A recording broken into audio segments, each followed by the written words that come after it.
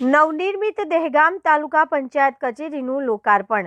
ગાંધીનગર જિલ્લાના દહેગામ તાલુકામાં વિકાસનું વધુ એક સોપાન રૂપે નવનિર્મિત તાલુકા પંચાયત કચેરીનું વિધિવત રીતે લોકાર્પણ કરવામાં આવ્યું।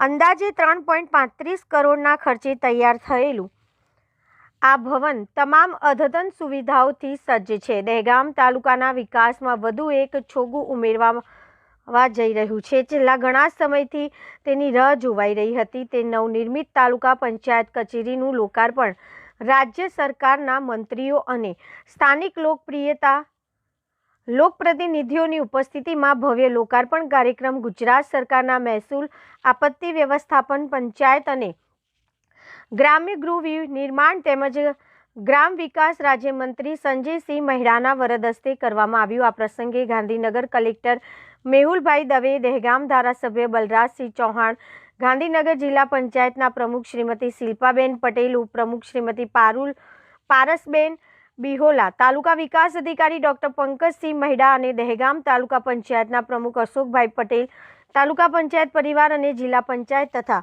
તાલુકા પંચાયત સદસ્યો, સરપંચો સહિત મોટી સંખ્યામાં લોકો હાજર રહ્યા હતા। રિપોર્ટર જયંતિભાઈ પટેલ, દહેગામ, ગાંધીનગર। અર્પણ કરી રહ્યા છીએ ત્યારે એક ગર્વની વાત એ છે કે આજે આપણા એવા નેતૃત્વ હેઠળ કામગીરી કરી રહ્યા છે જેણે વિકાસની વ્યાખ્યા બદલી નાખી છે।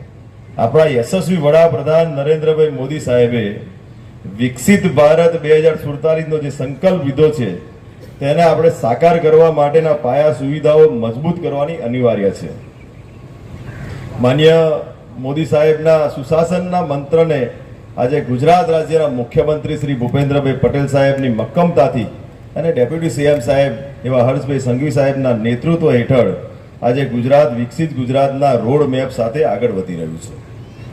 આ નવીન કચેરી માત્ર એક સરકારી ઓફિસ નથી પણ સેવા સેતુનું માધ્યમ છે। માનનીય વડાપ્રધાન નરેન્દ્રભાઈ મોદી સાહેબે ડિજિટલ ઇન્ડિયાના વિઝનને અનુરૂપ અહીં આધુનિક ટેકનોલોજી દ્વારા ગ્રામજનોને આવકના દાખલાની લઈને આયુષ્માન કાર્ડની જેવી અનેક યોજનાઓ લાભ ઝડપથી મળશે।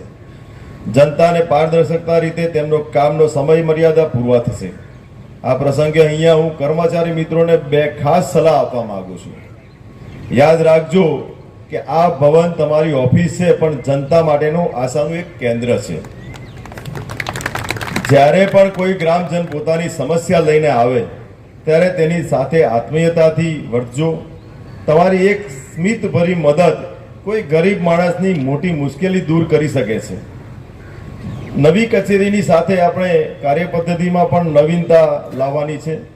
આધુનિક ટેકનોલોજીનો મહત્તમ ઉપયોગ કરી ફાઇલોનો નિકાલ ઝડપથી કરજો જેથી સરકાર તમારા દ્વારાના સંકલ્પને આપણે ખરા અર્થમાં સાર્થક કરી શકીએ।